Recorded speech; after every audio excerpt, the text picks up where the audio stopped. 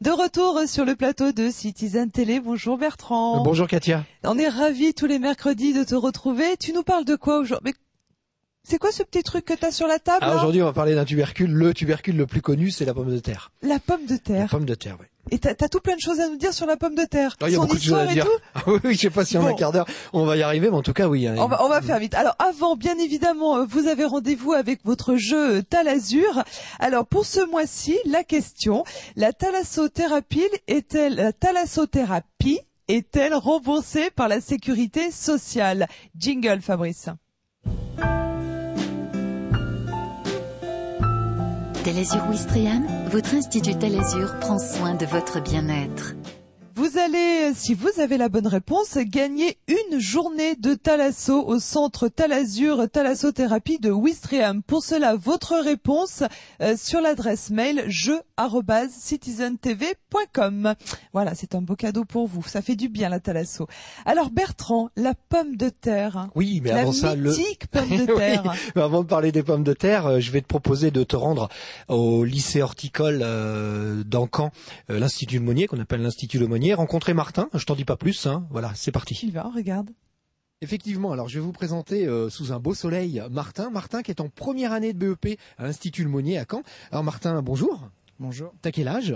J'ai 16 ans. T'habites où? Argentan dans le 61, l'Orne. Ah d'accord, donc ça te fait une petite trotte pour venir. T'es interne, non, ici? Oui, je suis à l'internat. D'accord. Alors moi, j'aimerais connaître un peu tes motivations. Qu'est-ce qui pousse un jeune à vouloir devenir jardinier?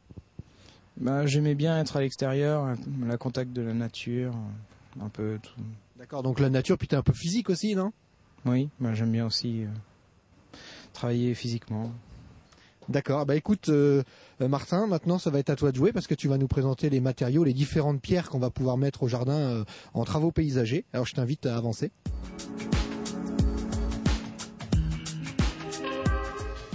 Alors ici nous avons les dalles régulières, ici dalles gravillonnées. Donc elles sont pratiques à poser, faciles d'utilisation mais peu esthétiques. Voilà, donc là on a vu les dalles régulières. Maintenant Martin, tu vas nous présenter une autre pierre, alors qui n'a rien à voir avec la première. C'est de l'Opus Incertum, une pierre naturelle, esthétique mais plus dure de pose. Alors Martin, maintenant, tu vas nous présenter une pierre un petit peu plus connue des gens, puisque c'est la pierre calcaire, c'est ça? Oui, la pierre calcaire, on trouve beaucoup à Caen. Et on utilise pour faire des murets pierre sèche ou maçonnés. Et donc Martin, pour finir dans les matériaux, alors les trois derniers que tu vas nous présenter?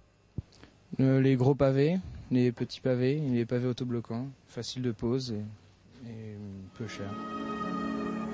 Bon, bien Martin, merci de toute cette présentation et puis bon courage pour la suite. Merci, au revoir. J'aime bien parce qu'ils sont ravis, les jeunes, de participer à l'émission et de nous présenter. Ceux-là étaient super motivés en plus. Quand on est arrivé, en fait, ils avaient chacun préparé un petit clin d'œil, qu'on verra nous au fil des semaines. Mais on est vraiment tombé sur des jeunes très motivés, super sympas, qui étaient pas fiers. Ils ont présenté leur petit clin d'œil avec plaisir. Ouais, c'est super. Alors Bertrand, j'espère que c'est également avec plaisir que tu vas nous présenter la pomme de terre. Oui. La pomme de terre, oui, parce que tu sais qu'en ce moment, les clayettes de pommes de terre, alors la clayette c'est ce petit cajot, les semences de pommes de terre arrivent dans les magasins. Alors c'est vrai que c'est encore un peu tôt, mais de toute façon, d'année en année, chacun essaye d'avoir le premier, les clayettes de pommes de terre à proposer. C'est un petit peu comme au football, premier poteau, premier servi. Là c'est pareil. Si tu veux des bonnes variétés de pommes de terre, faut s'y prendre très tôt. Tu sais que les anciens, ils attendaient que les lilas fleurissent, et donc ils plantaient les pommes de terre entre la floraison du lilas et la fanaison. Nous maintenant on a un mois d'avance largement avec les pommes de terre quoi. Ah oui, parce que en fait on est obligé d'acheter des pommes de terre pour les planter. Oui, alors si tu pourrais garder de la semence de pommes de terre, mais ce qui se passe c'est qu'il faut arriver à la stocker, arriver à ne pas avoir de pourriture, et puis surtout ça se met à germer. Donc généralement on les met dans des filets, mais en fin de saison les germes sont tellement grands que tu les abîmes, donc vaut mieux quand même acheter des pommes de terre sélectionnées de façon ne serait-ce qu'à avoir de vraiment des grosses récoltes. Mais tu peux garder des semences de pommes de terre dans le jardin, les stocker, et puis au printemps les mettre en terre. Si c'est tout à fait possible. De toute façon, c'est un tubercule qui reste vivant. Alors justement, raconte-nous l'histoire de la pomme de terre. Ah oui, alors quand est-ce qu'elle est apparue? Où? Qui l'a découvert? Oui, alors Louis XV avait essayé d'imposer la pomme de terre, il n'a pas réussi.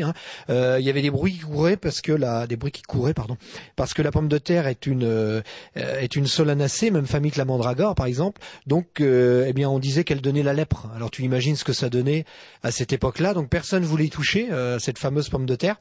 Et puis Louis XVI, lui, il voulait enrayer la disette. Il y avait une famine, et il a demandé à son pharmacien qui s'appelait Parmentier, tout le monde connaît cette histoire. Le hachis Parmentier. Voilà, d'essayer de faire que le tubercule de pommes de terre aille dans tous les jardins, quoi.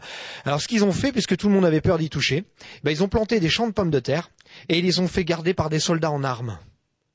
Alors le peuple s'est mis à regarder ça et s'est dit mais s'ils protègent aussi bien les champs de pommes de terre, que ça doit vraiment être bon. Et la nuit, ils laissaient les gens venir voler les pommes de terre sans rien dire. En fait, les soldats étaient prévenus. Et c'est comme ça que les gens se sont mis à voler des pommes de terre, les ramener chez eux. Donc les ont mangés, ont vu que c'était bon. Et puis ils se sont aperçus aussi qu'en les mettant en terre, ça pousse et puis ça te redonne plusieurs kilos de pommes de terre. Donc c'est comme ça que Louis XVI a réussi, grâce à Parmentier, à faire que la pomme de terre soit dans tous les jardins français, quoi. Et d'un point de vue botanique, cette pomme de terre, est-ce qu'elle a une histoire? Alors oui, elle a une histoire botanique parce que si tu veux, au départ, tu as quelques variétés de pommes de terre qui sont tout à fait botaniques, c'est-à-dire qu'on trouve à l'état spontané. Tu as par exemple la rate. Alors le rendement est beaucoup plus faible, parce que tu vas obtenir, quand tu obtiens 1 kilo de pommes de terre par pied, c'est extraordinaire. Par contre, ce sont des pommes de terre qui restent très fines au palais, qui ont vraiment un super goût, mais il y a un rendement qui est très faible. Donc on préfère maintenant des nouvelles variétés comme la Beach, la BF15 ou la Roseval, mais il reste quand même beaucoup d'anciennes variétés qui sont tout à fait botaniques, c'est-à-dire ce sont des pommes de terre que tu trouves à l'état sauvage. Alors pour en finir avec ça, la différence entre une pomme de terre qui va être un véritable hybride et puis une pomme de terre botanique, la pomme de terre botanique va être capable de faire des fleurs et de faire des graines. Tu vas pouvoir la ressemer, alors que les pommes de terre hybrides, elles sont incapables de reproduire. Alors, il y a combien de variétés de pommes de terre? Oh, il y en a plus de 1000. Oh. Il y en a plus de 1000. Alors, oui, j'allais dire, cite-nous celles que l'on consomme le plus fréquemment. La Binch, la BF15, la Roseval, la Charlotte, que tout le monde connaît, qui est extra. Pour la purée? Pour la purée, ouais, ça fait les meilleures purées écrasées à la fourchette, s'il vous plaît. Donc voilà, il y a la Roseval qui est ici, dans la Clayette, voilà. Nous, c'est à peu près une dizaine de variétés qu'on utilise. Comment s'appelle-t-elle, celle qui est légèrement rouge? La Roseval est légèrement rouge. Ah ouais. Ah oui, là c'est parce qu'elles sont pleines de oui, terre. elle est très légèrement rosée. Comment est-ce qu'on les plante et quand est-ce qu'on les récolte, ces fameuses pommes de terre? Alors, selon la variété, ça va être entre 3 et 4 mois. C'est très rapide, c'est-à-dire que la culture de la pomme de terre, c'est une culture très courte. Alors, tu vas faire un sillon, déjà, dans ton jardin, donc un bon sillon qui fait 20-25 cm de profondeur. Et tous les 20-25 cm, pareil, en longueur, tu vas positionner un tubercule de pomme de terre. Donc dans un premier temps, tu vas simplement recouvrir ta pomme de terre de 10-15 cm. Et est-ce qu'il faut une terre particulière, Bertrand? Alors, faut une bonne terre à blé, une bonne terre de jardin assez légère. Par contre, qui tienne quand même l'humidité, parce que bien que la pomme de terre aime la chaleur, ça reste une solanacée. Donc les solanacées, comme le pétunia ou la tomate, c'est les pieds dans l'eau et la tête au soleil, tu vois. Donc au bout d'un moment, comme moi. Voilà, un petit peu comme nous aussi, oui. Donc au bout d'un moment, ta pomme de terre sort du sol et tu sais qu'on bute les pommes de terre. Mais il y a une raison à ça. C'est que, tu vois, ce tubercule va donner naissance à des germes dans la terre. Et donc, on va être obligé de faire un monticule de terre de part et d'autre du tubercule, de façon à ce que les nouvelles pommes de terre arrivent sur le germe. C'est-à-dire que ça vient pas d'en dessous, ça vient sur le germe. Donc, si tu laissais ta pomme de terre au ras du sol, tu aurais que quelques pommes de terre tout autour. Par contre, plus tu vas faire un joli buteau en terre, plus le germe va pouvoir se développer et autour de ce germe va naître toutes les pommes de terre que tu vas récolter 3 ou 4 mois après. Est-ce qu'il faut les arroser? Alors, s'il fait vraiment sec, oui. S'il fait vraiment sec, c'est conseillé de temps à autre d'arroser les pommes de terre de façon simplement à ce qu'elles ne dessèchent pas puis qu'elles puissent continuer d'avoir une végétation, quoi. Bertrand, j'ai entendu dire que la pomme de terre pouvait être toxique. Est-ce que c'est vrai ou pas? Ah oui, c'est même très dangereux. Très dangereux. Si tu as un pied de pomme de terre chez toi qui se met à faire des graines, faut jeter les graines parce qu'elles sont extrêmement toxiques. C'est très très dangereux. Mais vu que je t'ai dit tout à l'heure, la plupart ce sont des hybrides, elles fleurissent, elles fanent et puis ensuite tu récoltes. Il n'y a pas l'arrivée des graines. Mais si jamais tu voyais des graines arriver sur tes pieds de pommes de terre, t'as intérêt de les retirer. C'est très très dangereux. Mais alors tu m'as mis sur ma table là des petites graines. Oui, c'est des quoi haricots. Vas-y, ouvre. Attends. Si tu y arrives, parce que j'ai fermé ça comme un... Voilà. Vas-y, sors-le. Et si à Michael, tu peux lui montrer s'il peut faire un gros plan. Voilà. Hop. Voilà. Vu que c'est l'époque aussi des semis, donc là, ce sont des haricots. C'est le haricot du Saint-Sacrement. Alors regarde bien en son centre, hein, on voit un encensoir. Pourquoi? Il y a une histoire.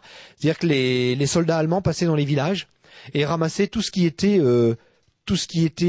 métaux précieux. Et donc le curé a pas voulu laisser tout ce qu'il avait dans son église. Et puis il avait un fameux encensoir qui était magnifique. Et donc il y a une vieille dame qui lui a dit donnez-moi l'encensoir. Ça n'ira pas dans les mains des Allemands, je vais le cacher. Et ils ont caché l'encensoir dans sa réserve de haricots. Et quand les soldats sont partis du village et qu'ils sont retournés dans la réserve de haricots chercher l'encensoir, eh bien tous les haricots s'étaient incrustés avec l'encensoir. Ah, c'est pour ça qu'on l'appelle le haricot du Saint-Sacrement. Une dernière question, Bertrand, c'est la question de téléspectateur. Je vous le rappelle, si vous aussi vous souhaitez poser des questions à Bertrand, n'hésitez pas. Vous allez sur l'adresse mail de cocktail de site. On va la refaire. Si vous aussi vous souhaitez poser une question à Bertrand, et bien surtout vous n'hésitez pas, vous allez sur l'adresse de Citizen Télé ou vous nous téléphonez, c'est comme vous voulez. Alors la question téléspectateur, eh bien c'est Daniel Dubos qui habite à Champ-du-Boult. Je vais avoir besoin de Michael par contre. Voilà, c'est génial. J'espère qu'on va pouvoir voir la photo. Donc il demande s'il est possible qu'on le renseigne sur cette plante. La première année elle faisait 30 cm, elle avait une fleur et maintenant elle mesure 1,50 m et elle a 5 ou 6 fleurs au mois de juin.